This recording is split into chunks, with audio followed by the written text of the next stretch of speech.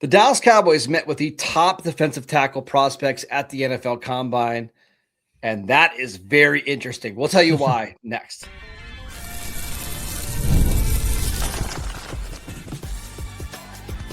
You are Locked On Cowboys, your daily Dallas Cowboys podcast.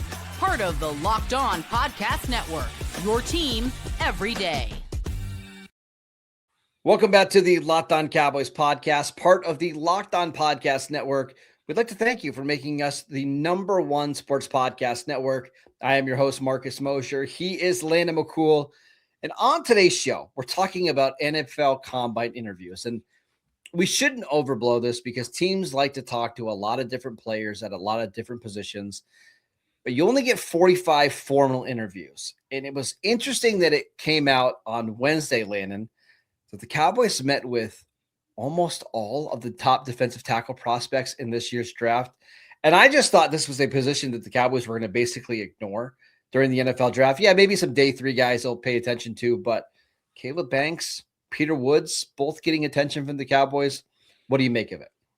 Well, I mean, it could be that maybe that they also thought that, right? Maybe they also thought that they weren't going to be looking at defensive tackles because of their situation, and maybe something has changed and they want to catch up. Not necessarily that they're committing, but hey, we know a lot about these other guys. We probably need to do some work on the defensive tackles because we didn't think we needed to. So obviously, if you look at the contract situation with the three defensive tackles, it's a pretty hefty number. I think we've targeted Kenny Clark as a guy that probably needs to be extended, and that's kind of the route that we've always felt like they've been working towards. Like we figured that they probably weren't going to play underneath his current cap hit number.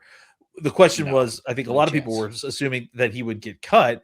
But I think it's also a possibility that instead and it sounds like more and more that the Cowboys are trying to find a way to re-sign him or to extend him in order to kind of move the money around a little bit. So if that doesn't happen, if they can't figure out a way to do that, then they may have to have a situation where they talk about moving on from one of these guys.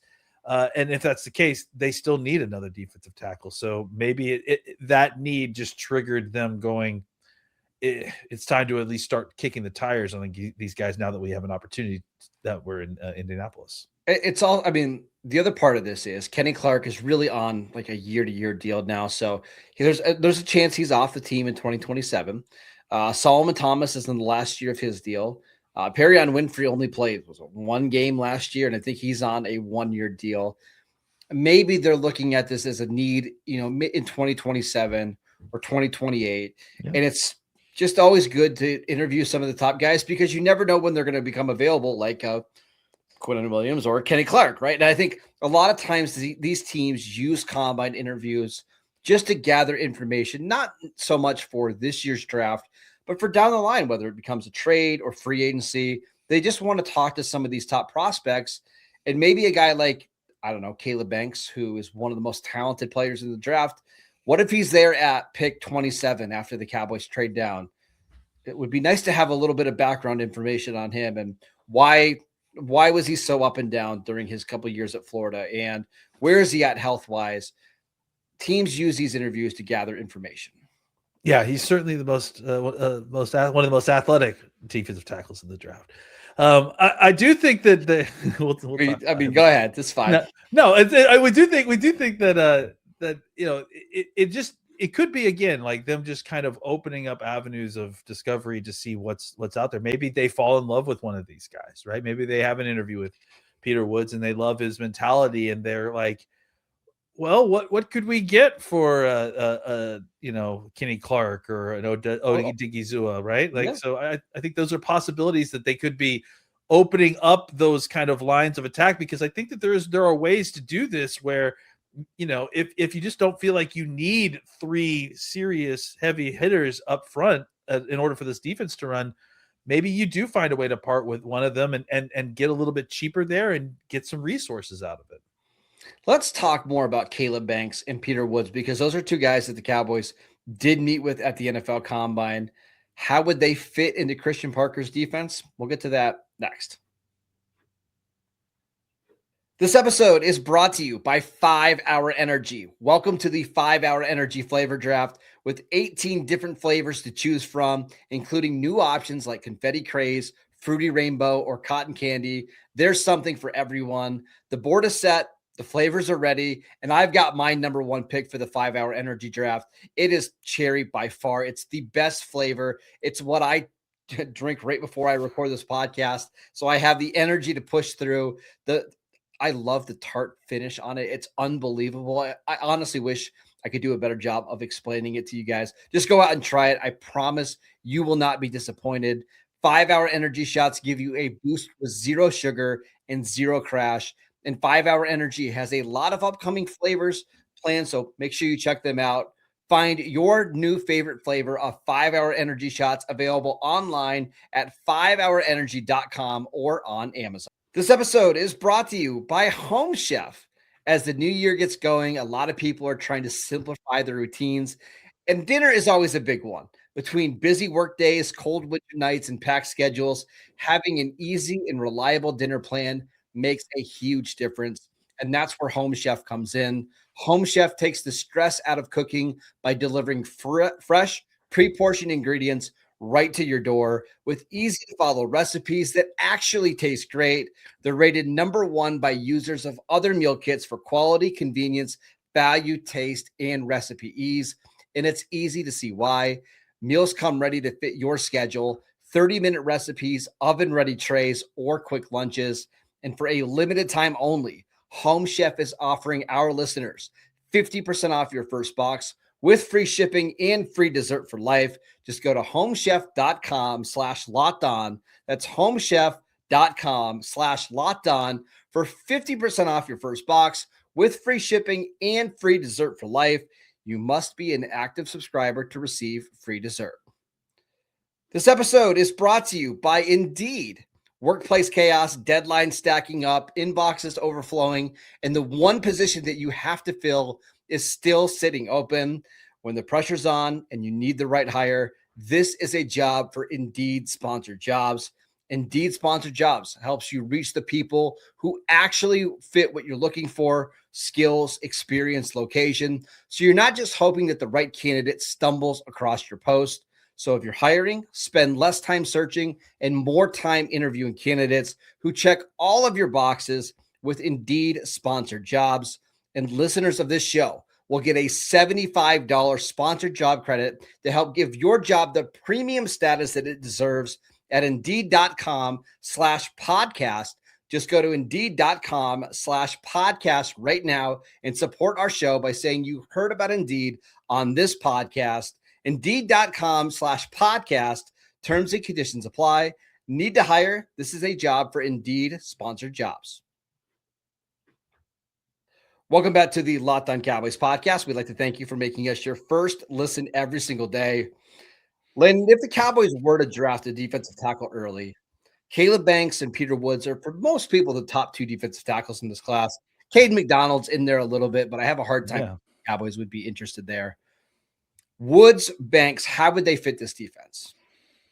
I actually think they may be interested in Caden McDonald, but I think Woods and Banks to me make the most sense. Woods is an incredibly athletic, up the field, penetrating defensive tackle. He's very much looks the part of a three technique, 6'2" ish, like 300. What do you have? Do you have his numbers in front of him? I can get him. Go ahead.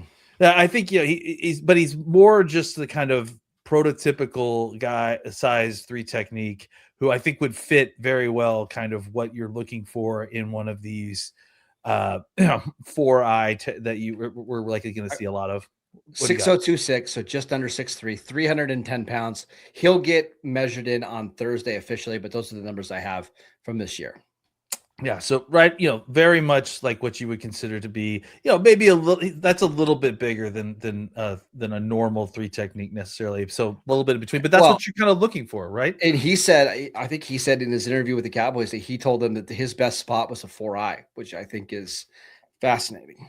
That happens to be a spot that the Cowboys may have. So that may have been an informed interviewee giving a very solid Good answer answer. To the people he's being interviewed by. So yeah, I like him a lot, and I think for Banks, just a extremely enormous, extremely twitchy, explosive, freak of nature, like literally, again, a rare player that doesn't necessarily, a physical athlete that doesn't come out, every single year. You don't see. I got his like numbers: 6060, 335. These are Senior Bowl numbers. 35-inch arms, over an 85-inch wingspan with 11-inch hands. Yeah, and he is every bit that athlete. You're not impressed at all. I'm not impressed. I mean, what would I be impressed by? That's my problem, right? Is that I'm very impressed when I see him physically. I'm very impressed. If he runs a 40-yard dash under 5.2, which I think he absolutely will, yes, the only players in NFL history to run that fast at that size would be him and Jordan Davis. That's it. Yeah. I mean, again, and Jordan Davis is the second best defensive tackle on his team, So Banks would be too in Dallas. It's all right. It's not that big of a deal. I just think that, I need to see more production. I just think that people are talking about him as a slam dunk, and he hasn't really. This was the year he was supposed to be doing something, and he didn't do anything really. He got hurt, and then he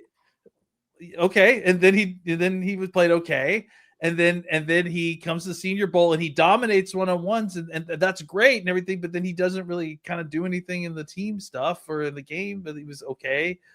I don't know. I think it's not that I don't like him. I just I don't know why people aren't terrified by him. Well, I mean, I am, but I'm terrified because he's 6'6", 335 pounds, and he might run in the 4.9s. He's just a freak athlete, and he's somebody that could play all over your defensive line, and that would be pretty fun. All right, that is it for today's show. We'd like to thank you for making Locked On Cowboys your first listen every single day.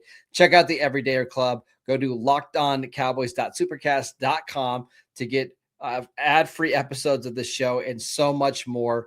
Make sure you check out the Locked On NFL Draft podcast as well.